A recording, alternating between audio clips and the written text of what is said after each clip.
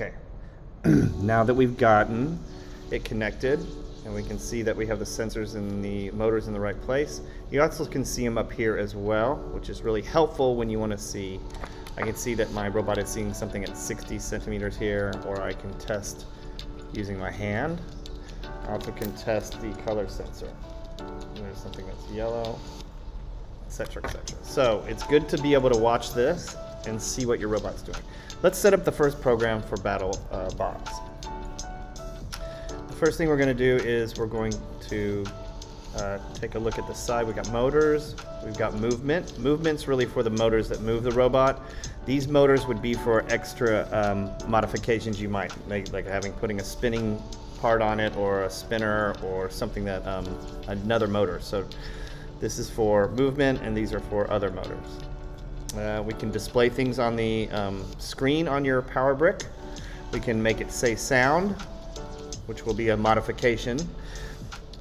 We have events just like in Scratch. So we're going to be using this when program starts.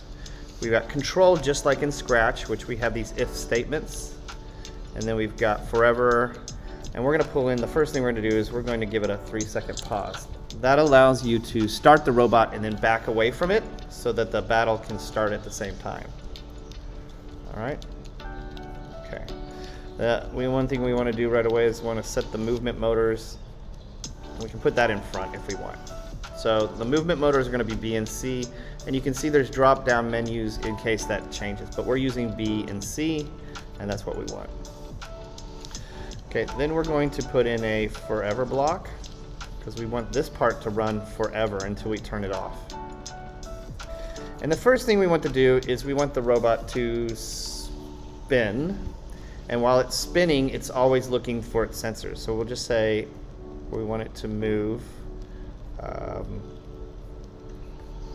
start moving, and we're gonna like have it. You can make it spin right or left, it's up to you. That might be a modification you make, but it's going to be moving, and we want to set the movement speed to about 50%. So it's not going to go as fast as it can, but it will. It won't go too fast where it won't see anything. Okay, so that's right there. You could test this if you want by pressing this button. This downloads it and plays it. This one just downloads it, and then you would have to push the play button on the power brick. So if I click this, you're going to hear that. And you can see it's running right now. We can stop it if we want. And my robot is now spinning. Okay, so I want to stop it. I can hit stop here, or I can hit the back button on the robot. All right, but that's not fun. It's just spinning. You can test and play around with the movement blocks on your robot if you would like. But I'm going to go move on so that you can see what else it can do. So we want to go down here to an if statement. I want to pull the first if statement in. Now you can see this little diamond shape here. You go down to sensors and you pull in we're looking for the ultrasonic sensor, and we're going to pop that in there. And we want the ultrasonic sensor is in number 2, so we have to make sure that we put it on 2. And we want to see if we see something less than 30 centimeters away, and you can again modify that later. Everybody's going to have the same program to begin with, and that means if it sees anything with 30 centimeters, like if this number right here drops to under 30 centimeters, it will go into this program here, this if statement, and that's where we want it to attack.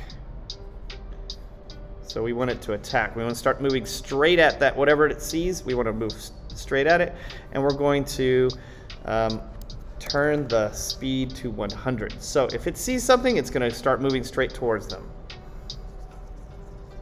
Okay, that's good. That's going to hopefully it will push a robot off of the mat.